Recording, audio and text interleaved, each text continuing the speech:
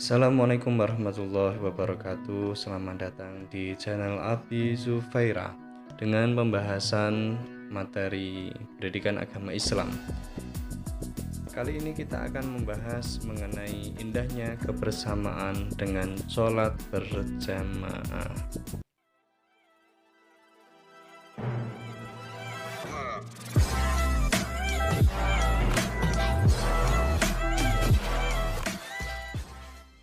Apa yang akan kita pelajari? Mempelajari dan memahami konsep tentang sholat berjamaah, kemudian nanti mempraktekkan, kemudian membiasakan sholat berjamaah dan menerapkan dalam kehidupan sehari-hari. Sikap yang dikembangkan adalah sikap demokratis, toleran, kebersamaan, kerjasama, dan akhlak terpuji yang lain dalam kehidupan.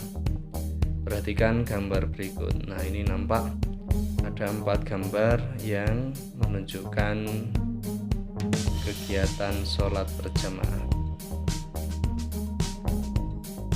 Dapatkah kamu memberikan alasan mengapa kita harus berjamaah?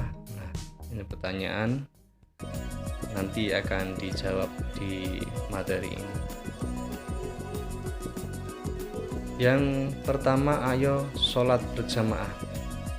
Sholat berjamaah adalah sholat yang dikerjakan oleh 2 orang atau lebih secara bersama-sama dan salah seorang menjadi imam, sedangkan yang lainnya menjadi makmum.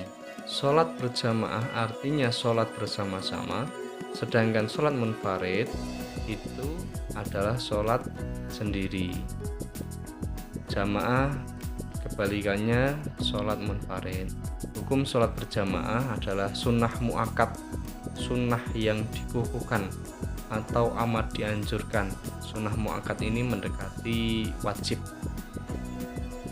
Sholat berjamaah lebih utama daripada sholat munfarid. Dalilnya,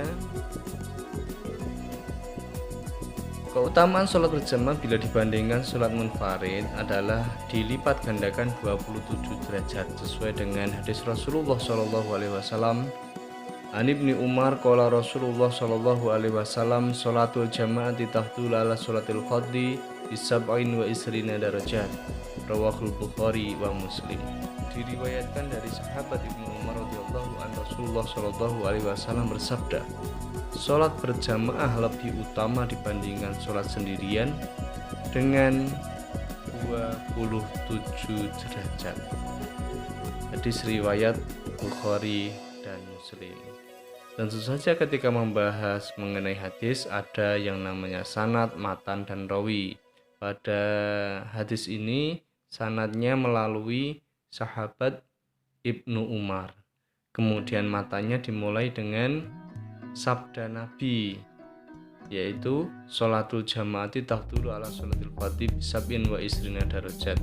Kemudian rawinya adalah Bukhari, Imam Bukhari dan Imam Muslim. Kemudian dalil yang lainnya, An Anas bin Malik radhiyallahu anin Nabi annahu kana yaqul man shalla fi masjidin jama'ah arba'ina lailatan la tafutuhu rak'atul ula min sholatil isya kataballahu lahu biha idqam minan nar. Rawahu Ibnu Majah.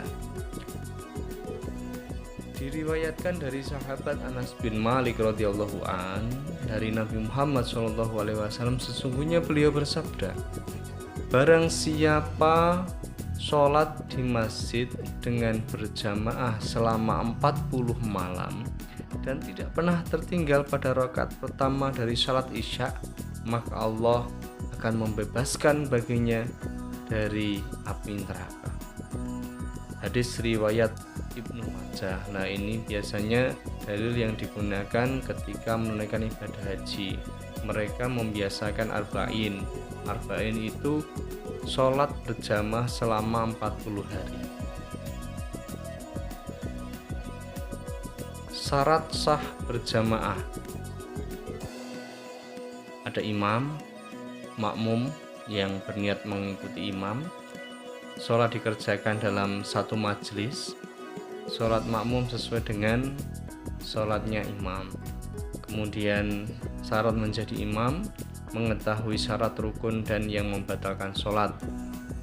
Orangnya harus fasih dalam membaca Al-Quran. yang paling luas bahwasannya berakal sehat, orang balik, berdiri pada posisi paling depan, laki-laki, dan tidak sedang bermakmum. Kalau syarat makmum, yang pertama, makmum harus berniat mengikuti imam, mengetahui gerakan sholatnya imam, berada dalam satu tempat dengan imam, posisinya di belakang, sholatnya makmum sesuai dengan sholatnya imam. Kemudian ada istilah makmum masbuk. Itu apa? Makmum yang tidak sempat membaca surat Al-Fatihah bersama imam pada rakaat pertama. Makmum masbuk ini makmum yang sholatnya didahului oleh imam dan beserta jamaah yang lain. Jika makmum yang mengikuti imam dari rakaat pertama disebut makmum muwafiq. Nah, kebalikannya muwafiq masbuk.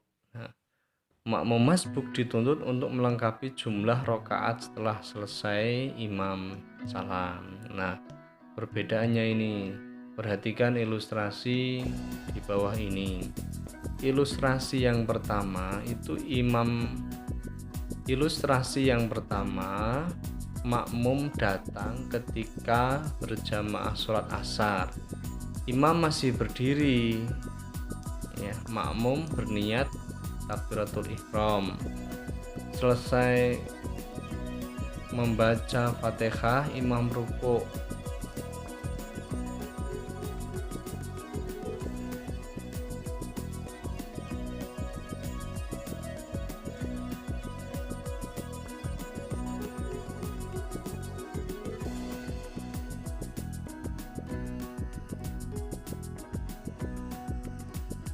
Perhatikan ilustrasi berikut. Ilustrasi yang pertama, ada jamaah datang ke masjid sedang menunaikan jamaah sholat asar. Ketika makmum datang masih di rakaat yang pertama, dan ketika makmum membaca Fatihah, belum selesai Fatihahnya, imam beserta jamaah yang lain sudah rukuk. Maka makmum bagaimana? Makmum yang harus mengikuti rukuk, ya, tanpa harus menyelesaikan bacaan Fatihah. Nah, ini dianggap satu rakaat. Kemudian ilustrasi yang kedua, makmum datang jamaah sholat asar, imam sudah rukuk yang rakaat yang pertama. Yang dilakukan makmum niat, kemudian takbiratul ihram, baca Fatihah meskipun satu ayat, lalu mengikuti gerakan imam yaitu rukuk, ya, tanpa harus menyelesaikan bacaan Fatihah. Nah, kemudian seterusnya sampai salam. Ini makmum masih dianggap mendapatkan satu rakaat. Ini masih dianggap mendapatkan seluruh rakaat bersama imam. Kemudian ilustrasi yang ketiga, ini makmum datang, imam sudah selesai rukuk, yaitu pada waktu i'tidal. Makmum niat, kemudian takbiratul ihram, langsung i'tidal, sujud bersama imam, dan seterusnya. Akan tetapi ketika imam salam di rakaat yang terakhir, makmum menambahi satu rakaat lagi. Jadi batasannya dalam hal ini adalah rukuk. Jadi setelah rukuk itu nanti tidak dianggap satu rakaat. Kemudian halangan tidak melaksanakan sholat jamaah antara lain hujan deras, angin kencang, sakit berat, sangat ingin buang air besar atau kecil, baru makan makanan yang baunya sukar dihilangkan. Kemudian tata cara sholat berjamaah Yang pertama diawali dengan adzan iqomah, tapi kalau tidak memungkinkan cukup dengan iqomah saja. Kemudian mengatur barisan shaf.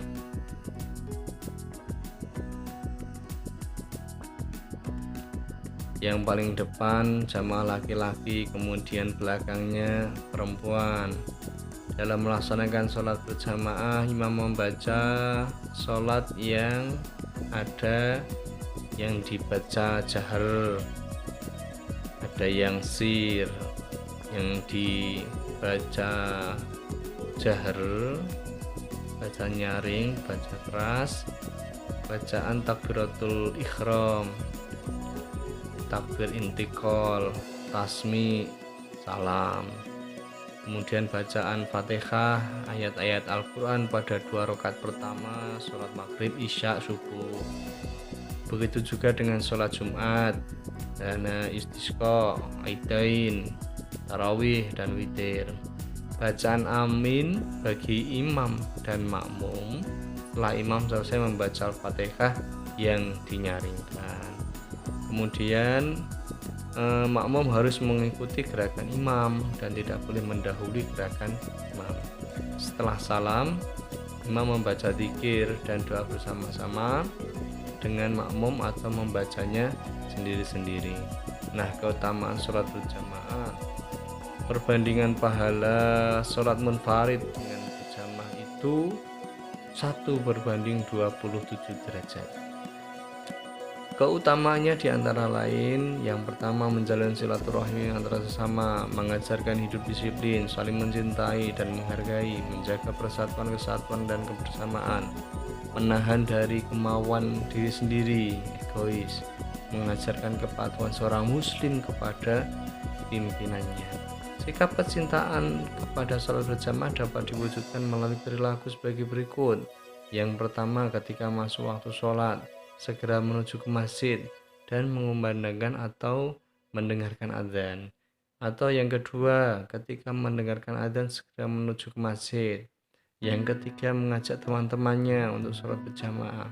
Yang keempat, suka menjalin tali silaturahmi antar sesama di masjid, senang mendatangi masjid taklim untuk menuntut ilmu agama, tidak suka membeda-bedakan status sosial seseorang, bersikap demokratis, taat kepada pimpinan selama tidak melakukan kesalahan, kemudian menjaga persatuan, kesatuan, dan bersikap demokratis. Demikian materi sholat berjamaah. Semoga kita senantiasa diberikan kekuatan oleh Allah untuk senantiasa mengerjakan sholat berjamaah. Matur nuwun. Wassalamualaikum warahmatullahi wabarakatuh.